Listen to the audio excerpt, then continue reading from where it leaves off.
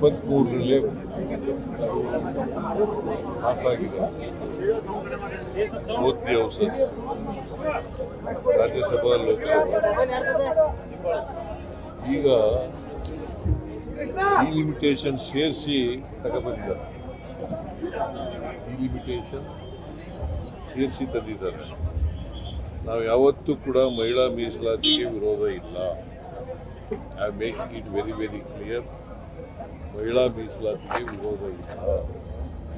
ಮಹಿಳಾ ಮೀಸಲಾತಿಯನ್ನು ಸ್ಥಳೀಯ ಸಂಸ್ಥೆಗಳಲ್ಲಿ ತಂದವರು ಯಾರು? 73-74 ತಿದ್ದುಪಡಿಗಳನ್ನು ಮಾಡಿದವರು ಯಾರು ಸಂವಿಧಾನಕ್ಕೆ? ರಾಜೀವ್ ಗಾಂಧಿಯವರು ಪ್ರಧಾನಮಂತ್ರಿ ಆಗಿದ್ದಾಗ ಮಾಡಿದ್ರು. ಬಿಜೆಪಿ ಅವರು ಮಾಡಿದ್ರ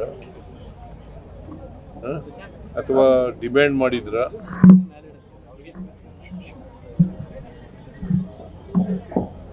ಜಿಲ್ಲಾ ಪಂಚಾಯಿತಿಗಳಲ್ಲಿ, ತಾಲೂಕ್ ಪಂಚಾಯಿತಿಗಳಲ್ಲಿ, ಪಂಚಾಯಿತಿಗಳಲ್ಲಿ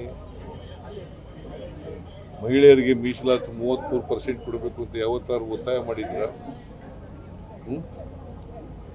ಈಗ ಯಾಕೆ ರಾಜಕೀಯ ಮಾಡ್ತಾ ಇದ್ದಾರೆ? ಈ ಲಿಮಿಟೇಷನ್ನು ಸದರ್ನ್ ಸ್ಟೇಟ್ಸ್ಗೆ ಅನ್ಯಾಯ ಆಗ್ತದೆ. ಭಾರತಕ್ಕೆ ಈಗ ಫಾರ್ ಎಕ್ಸಾಂಪಲ್ ನಮ್ಮಲ್ಲಿ 50% ಮಾಡ್ತಾರೆ.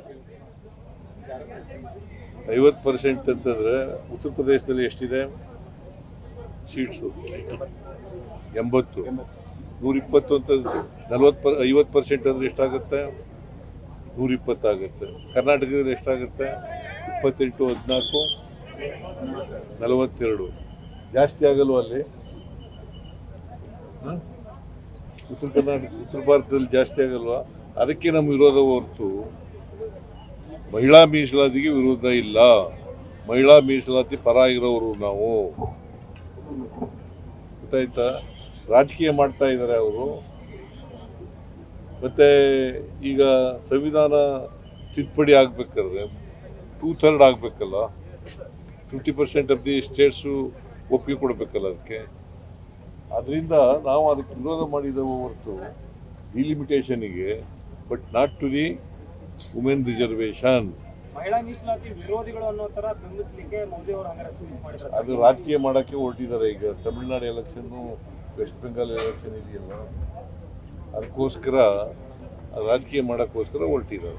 ಅವರು ಭಾಷಣದಲ್ಲಿ ಹೇಳಿದ್ದಾರೆ ಇದು ವಿಫಲ ಆಗೋದಕ್ಕೆ ಕಾಂಗ್ರೆಸ್ ಮೂಲ ಕಾರಣ ಅನ್ನುವಂಥದ್ದನ್ನ ಅವ್ರು ನಿನ್ನೆ ಭಾಷಣದಲ್ಲೂ ಕೂಡ ಹೇಳಿದ್ದಾರೆ. ತಪ್ಪ ರಾಜಕೀಯ ಮಾಡ್ತಾ ಇದ್ದಾರೆ. ನಿಮಗೆ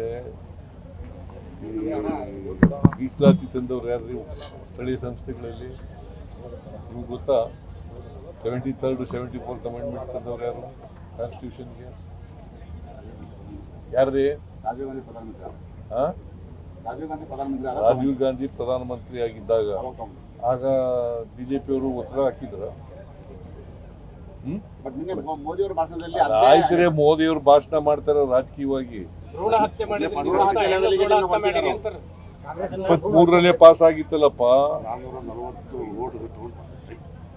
450 ವೋಟ್ ತಗೊಂಡು ಪಾಸ್ ಆಗಿತ್ತಲ್ಲಪ್ಪ 23ರಲ್ಲಿ. ಯಾಕೆ ಜಾರಿ ಕೊಡ್ಲಿಲ್ಲ? ಮೋದಿಯವರು ಯಾಕೆ ಜಾರಿ ಕೊಡ್ಲಿಲ್ಲ? ನಾವು ವಿರೋಧ ಮಾಡಿದ್ವಾ ಜಾರಿ ಕೊಡೋದಕ್ಕೆ? 23ರಲ್ಲೇ ಜಾರಿ ಕೊಡಬಹುದಾಗಿತ್ತಲ್ಲ, ಈಗಲೂ ಕೊಡಬಹುದಾಗಿತ್ತಲ್ಲ.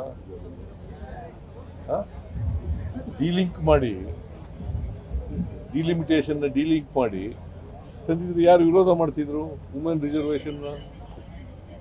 You are not against the women reservation. Congress party is never express opposition to women reservation. ಈ ದಕ್ಷಿಣ ರಾಜ್ಯಗಳನ್ನು ಹತ್ತಿಕ್ಕುವ ಪ್ರಯತ್ನ ಯಾವುದಕ್ಕೆ? ಒಬ್ರು ಮಾತಾಡಿ. ಪ್ರಜ್ವಲ್ ರೇವಣ್ಣ ಈಗ ವಿನಯ್ ಕುಲಕರ್ಣಿ ಜನಪ್ರತಿನಿಧಿಗಳು ಜೈಲಿಗೆ ಹೋಗ್ತಿರೋದಕ್ಕೆ ಒಂದು ದೊಡ್ಡ ಮಟ್ಟದಲ್ಲಿ ಚರ್ಚೆ ಆಗ್ತಿದೆ. ಸಾರ್ವಜನಿಕ ವೋಟ್ ಹಾಕೋದು ಓಟಿಗಾಗಿ ಆದ್ರೆ ಇವ್ರನ್ನ ಕಳಿಸೋದಕ್ಕೆ 7 ಜನ ಒಟ್ಟಿಗೆ ಸಾಯಿಸ್ಬಿಟ್ರಲ್ಲ. ಕೋರ್ಟ್ನದಕ್ಕೆ ನಾನು ಮಾತಾಡಕ್ಕೆ ಹೋಗಲ್ಲ. ಕೋರ್ಟ್ನಲ್ಲಿ ಅಪೀಲ್ ಇದೆ. ಅಪೀಲು ಈಗ ಸೆಷನ್ಸ್ ಕೋರ್ಟ್ ಕೊಟ್ಟಿರೋದು. ಅದ್ರ ಮೇಲೆ ಅಪೀಲ್ ಇದೆ, ಆಗ್ತಾನೆ. ಸರಿ, ನಿರ್ಭೀತ, ನಿಷ್ಪಕ್ಷಪಾತ, ವಿಶ್ವಾಸಾರ್ಹ ಸುದ್ದಿಗಳಿಗೆ ಮತ್ತೊಂದು ಹೆಸರಾಗಿರುವಂತ ನ್ಯೂಸ್ 18 ಕನ್ನಡ ಈಗ ಆಪ್ನಲ್ಲೂ ಲಭ್ಯವಿದೆ. ದಯವಿಟ್ಟು ಇಲ್ಲಿರುವಂತ QR ಕೋಡ್ ಸ್ಕ್ಯಾನ್ ಮಾಡಿಕೊಂಡು ಆಪ್ ಡೌನ್ಲೋಡ್ ಮಾಡೋದಕ್ಕೆ ಮರಿಬೇಡಿ.